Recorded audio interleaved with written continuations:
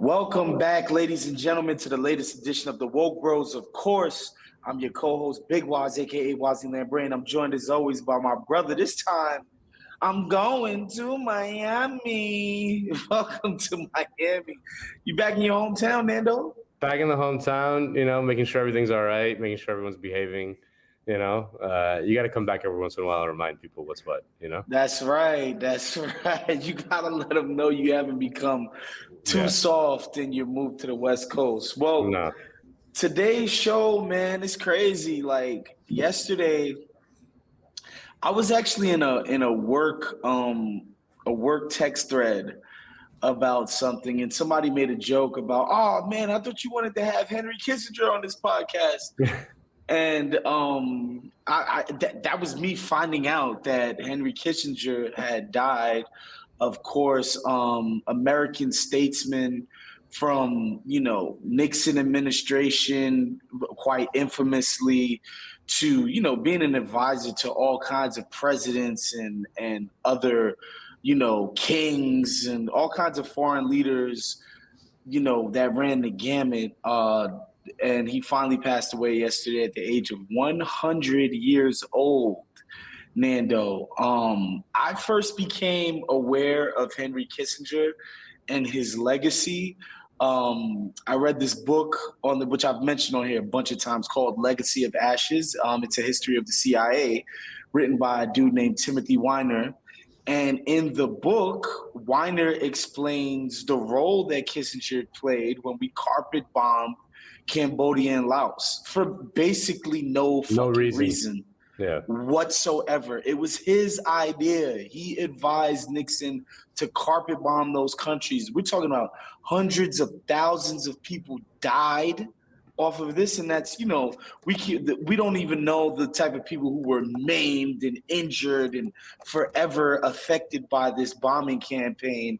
And I was like, God damn, that was sort of my introduction. Reading that book was my introduction to the idea that, generally speaking, the U.S. is fucking shit up abroad. When we're overturning democratically elected governments, even when we're not doing that, we're basically propping up strongman authoritarian regimes. Like, we are generally doing the most fucked up shit abroad in our names. The government is doing that shit in our names. And Henry Kissinger, man, he's got quite the resume in that regard, Nando. Yeah, I mean, the war in Vietnam and in kind of greater Indochina, because really the war was extended personally by Henry Kissinger into Cambodia. The war also was fought in many ways in Laos as well, like the three neighboring countries. That war in Indochina, which lasted basically from the middle 1950s to the mid 1970s, about 20 years, in which the United States involvement was from the beginning to the end, but really was ramped up through the 1960s and early 70s. You've seen all the movies. When you tell people that on the low end, we probably killed 1.5 million people, on the high end, maybe closer to 4 million people in those three countries, and it's unfathomable, dude. It's unfathomable, dude. And especially because the pretense for the war was so thin, in the sense that it's like Vietnam, like who gives a shit? You know what I mean? Like it's just like this tiny Nando country. Is containment, because if Vietnam becomes communist, New Mexico's next. Yeah. Everybody knows that. Yeah. I mean, really just absolutely deranged shit, because just these three poor countries on the other side of the world that have a very questionable strategic importance to anything. And just this fanatical kind of push to contain the spread of communism killed maybe 3 million people. I mean, they don't really know. They'll never really know. But most historical estimates place it at somewhere between like 1.5 and 3.5 million people, which even on the low end would be just an incredible amount of death. And Kissinger was not one of the, I wouldn't say one of the architects of it, because the war. The Cold War started in 1946, from 45. Actually, some people would say the Cold War started even before we finished off the Nazis and the Japanese army. Like they had already started being like, yo, we got to take the Soviets out. Yeah. But the strange thing about Kissinger, I mean, he obviously, his role in expanding specifically the war into Cambodia secretly, which is like, I think, an important part of it. Like it was done in secret for a very long time. And not to interrupt, Nando, I think nowadays people sort of take for granted that most of the wars we're fighting are happening in secret, meaning, so we have troops in places like Somalia, for instance, right? Like straight up fighting. There's American, it's probably like private mercenary armies, but whatever, on the behalf of the United States fighting in Somalia, that is not going to get coverage. Niger, that's not going to get coverage on the New York Times every day. No. It's not going to get coverage on CNN every day. Like nobody's talking about it. Like the way that we did, say, when we invaded Iraq and Afghanistan, or, you know, the way it was out here during Vietnam, World War II, even the Korean War, etc. I think nowadays people take it for granted that these wars are happening in secret, or not secret, just not happening in our faces in terms of the coverage of it. But back in 1969, that was not the fucking case. Like our country wasn't supposed to be dropping massive amounts of bombs on people and not getting approval from Congress and not letting the American people weigh in and not like taking the temperature of the country. These fools just was like, no, we're just going to do this. Yeah, and the strange thing about Kissinger, I mean, again, like his personal role in administering the awful things that the U.S. empire did, obviously Cambodia. I mean, a really egregious one is Chile, you know, basically orchestrating the coup against Allende, killing Allende and killing the head of the Chilean army. Period. Very crazy, you know. By the way, democratically elected president of a democratic country, you know, of a democratic country, so that they could do what, guys? So some companies could come in and sell whatever they wanted to do, privatize every single sector of that economy, so that they could come in and just be like, oh, like there's companies, let's completely destabilize this country so that we can have unfettered capitalism. Yeah. It'll be sick. Like that, and that's literally it. It's like the point of it is that so a few people can start companies in there, privatizing some of their public sector. Yeah. Like it's mind-numbing when you think about it. Yeah. And so, but the strange thing about Kissinger, again, is that Kissinger did all that and became a celebrity. Like a bona fide celebrity. Kissinger was on talk shows like the Carson Show. He was frequently a guest of Robert Evans, who was the most famous producer in Hollywood at the time. He produced The Godfather and Chinatown, and he's kind of a legendary producer and had like a legendary house in Beverly Hills where all the actresses and actors and glitterati would hang out. And Kissinger was just one of the people hanging about. Yeah. And, you know, he became this kind of famous person for being a essentially diplomat for the United States. It's very strange and kind of unprecedented career in that sense. I mean, there's plenty of awful people that have done fucking awful things on behalf of the U.S. empire, but he's the only one who was able to do it in a way that made him a celebrity, not just amongst kind of the Republican Party, which is the party that he served, famously as Secretary of State and National Security Advisor, something that had never been done for Richard Nixon. Like Nixon he worked for Richard. He's oh my god, hated by like liberals. And, he was Trump. He was the Trump to liberals of that day. Yeah. He was seen as a complete and utter monster. But, you know, and we were talking about this on our text thread, man. I honestly think if you're like an Ivy League egghead with any level of charisma, you're going to do well amongst that set because people are going to take you seriously as an intellectual. And it's like, oh my God, this guy's like vaguely interesting and cool, because there are obviously a bunch of people come out of those Ivy League schools, right? Come out of these, you know, stuff like the Rand Corporation and all of these like think tanky sort of things, which Kissinger is an animal of those, you know, circles. But a lot of these dudes is Poindexters, You know, a lot of these dudes, they wouldn't be able to hold their own in the setting of big shot Hollywood producers, actresses, and actors. Like they just wouldn't fit in. Yeah. And so to have those credentials and just have social skills, I think that's part of it. He was a legendary ladies' man. I mean, look at a picture of Henry Kissinger. He was not a handsome dude, even when he was young. I mean, he was not, and he had a weird accent. You know, he had this weird German accent, and like he wasn't a hot dude, but he was swimming in chicks. You know, outside like in the 1970s, it was like, you know, he had the famous line. You know, someone asked him like how he did it. You know, like how he managed to like sleep with so many models and actresses when he was just this kind of nerdy diplomat who was not very handsome or suave in any way. And he was just like, he just said, "Power is the ultimate aphrodisiac." And he used that kind of charm and swag, for lack of a better term, to really enamor like everyone in elite circles in the United States. I mean, this dude, like there's that famous moment where Hillary Clinton, who had also been Secretary of State under Barack Obama, said that she frequently called him for advice. I mean, again, like this is the guy that was the Nixon guy. Like he was on the other team, so to speak. But like liberals loved him. This guy was people forget, Henry Kissinger was on the board of Theranos. Of course. Like he was on corporate He boards. got really fucking rich. Yeah. Throughout his life. It was like if you had a corporate board and you wanted some guy to give you prestige and gravitas, you throw Henry Kissinger in there, pay him a couple $1 million,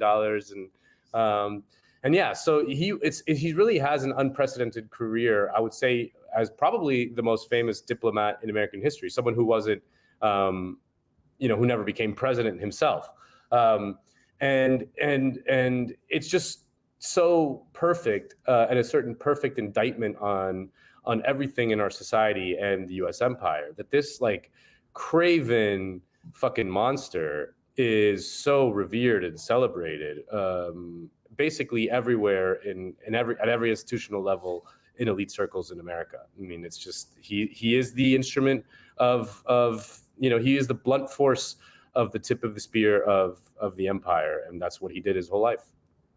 So just for some background for people to understand the sort of barbarism of Henry Kissinger's career, right? So he's an advisor to the Rockefeller campaign.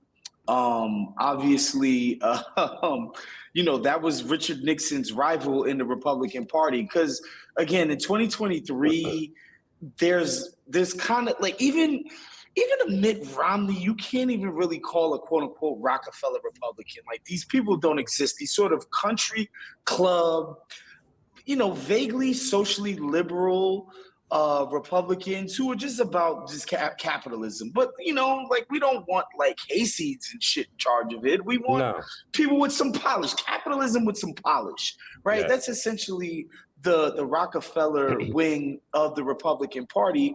Obviously, Nixon defeats that guy in the Republican primary, and Kissinger, because he's got friends in the Democratic Party too, because that's in a lot of ways his natural cohort, the liberal elites of the Democratic Party. He finds out that essentially the Johnson administration is about to figure out a way to make a peace with Hanoi, the Viet Cong, my man Ho Chi Minh, and basically bring an end to the war.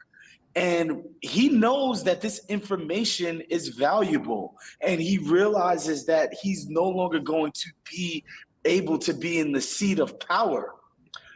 So he's like, yo, I don't have any common cause with Richard Nixon, but I should try to curry favor with that guy. Yeah. And he tells Richard Nixon about the peace that they're trying to achieve in Vietnam and basically end the war. And that would end Richard Nixon's juice, because he's talking about he's going to be the one to bring about peace. It's going to be him. And this is part of his whole campaign and part of his whole, his pitch to the American people. If Lyndon Johnson ended the war, it would really shore up. I mean, the biggest problem for Lyndon Johnson in re-election is that young people hated the fucking war and young people vote Democrat. And like, it's a similar thing that's happening with Biden and Israel-Palestine. Like it would affect Biden more than it would affect a Republican president, because the Democratic base is, a huge part of it is young people, and young people are like, every polling shows like 80% like horrified by what's happening in Israel-Palestine. So, right. Yeah. And so he gets this information to Nixon, and they find a way to absolutely sabotage it. Of course, Nixon gets elected, and he has no leverage. He can't bring these people to the table, and so what they devise, what they come up with, Kissinger and Nixon, is that they would come up with what they call the crazy man strategy. They would try to essentially scare the Viet Cong and Hanoi into surrender. Get them to think that Richard Nixon is He's a insane.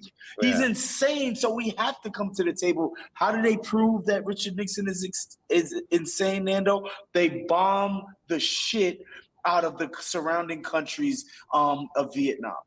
Yeah. Amazing, dude. Like they sabotaged a peace accord.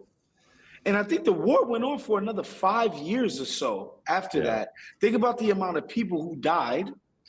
And just so that Henry Kissinger could have a seat at the table in Richard Nixon's White House. Just think about that.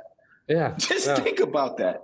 Yeah. But when you say his hundreds of thousands, hundreds of thousands of people probably died, hundreds and thousands of more maimed and fucked up behind it. And so when you say that quote, power is the ultimate aphrodisiac, if you read anything about his career in the State Department, a lot of the neocons hated him because to their mind, he wasn't a true believer. No. You know, doing shit like, he's a cynic, exactly. He's not an ideologue, like doing shit like détente with quote unquote communist China to the neocons is like, this is fucking crazy. We can't find common cause with the fucking commies in China. But obviously Kissinger understood it's just like, no, this is just power is what power does. It doesn't matter who we're establishing our power with. Whoever's helping us expand our power and our reach is our friends. It doesn't matter whether they're commie or fucking capitalists. It doesn't matter. And so that was like his whole thing. It's just like he understood like being in a position of influence and power was more important than any ideology, obviously. I want to read Larry Summers' tweet, Larry Summers, who's almost like he's the closest thing to a Kissinger equivalent in the kind of economics field. He's not the same, but it's the same in the sense that he's like, you know, he was Secretary of Treasury a couple times under, you know, worked for Obama, worked for Clinton, he's a piece of shit. I'm not afraid to say it. No, he's an absolute fucking piece of shit monster. But you know, game recognized game. So he writes. Yes. I will greatly miss Henry Kissinger. He was always extraordinarily generous towards me, an undiplomatic economist. His combination of intellectual brilliance, intense curiosity, and human shrewdness is not something I expect to ever again encounter. For 47 years after leaving office, Henry Kissinger stayed at the center of global events. That must be a record. In my last conversation with him a few weeks ago, he was totally engaged around the many threats facing Israel and also very worried about the many threats to global order. R.I.P. my friend. Global order. I know, but like, there's this line that there's this reputation that Kissinger was able to cultivate amongst these people, that he was this kind of intellectual powerhouse, you know, like a titan of you know, like he had the chessboard, you know, like he was like the best risk player ever, you know, he had the little chessboard, he's moving things around, and you know, that he was like this intellectual titan. And I always like, even if that were true, you know, which I don't think it is. Like, I mean, these people, it's not like an actual intellectual, you know what I mean? Like, he's not an actual kind of someone who doesn't have actual ideas. Yeah, no. Yeah, exactly. Even if that were true, I mean, more as the older I get, the more and more I feel like just like intelligence is overrated, and intelligence absent like a kind of, you know, ethics or morals is actually like, but in service of what? What was this intellectual of Henry Kissinger? In service of like, of Henry Kissinger. That's it. Yeah. He never did anything for anybody. Like, nobody's life was made materially better by an idea that Henry Kissinger came up with, besides the people in his freaking family, obviously. But like, they'll be rich forever for generations. But like, Henry Kissinger, give me a break. And you know, it's kind of interesting to hear him say, "Oh, the plight of Israel is on his mind." Because if you read the accounts of Henry Kissinger, he was essentially the Jewish version of an Uncle Tom. Freaking Richard Nixon was virulently anti-Semitic, routinely, and this is on tape. Yeah, he hated Jews. This is on tape. He's talking shit about Jews to Henry Kissinger's face. Dude, like, virulently hated the Jews, and that meant nothing to Henry Kissinger. He was known, like, when he was making his diplomatic missions, he would try not to have too many Jewish people in his entourage, because he understood that, like, certain people would be put off by the idea that Henry Kissinger had a lot of Jewish people in his circumference and his circle. Like, this dude was such a, like, I don't know what you call, my Jewish homies got to tell me what a Jewish Uncle Tom is. A self-hating Jew. Self-hating Jew. Boom. That was Henry Kissinger. So to hear him, he has that famous quote. He has a famous quote at some point. Let me see if I can find it. He said, if it had not been, this is a quote from Henry Kissinger, if it had not been for the accident of my birth, I would have been an anti-Semite.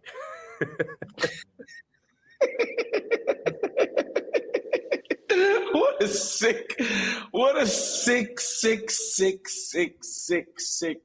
individual.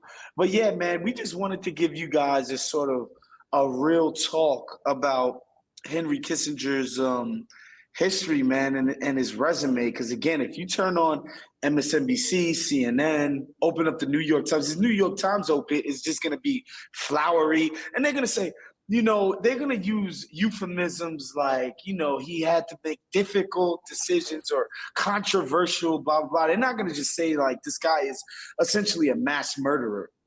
Yeah. There's just no two ways about it. They're not going to put it that way. But that's his history. That's his legacy. And we figured we would share that with you all today. Of course, Hillary Clinton bragging about being down with him. Barack Obama, sending him autograph pics like, oh, you're the man, Kissinger, we love you. I mean, that was that epic moment in the Bernie-Hillary debate when Hillary was like, I call Henry Kissinger for advice all the time, and he's my friend. I call him a friend, and he's and Bernie was like, Henry Kissinger is not my friend. I do not call him for advice.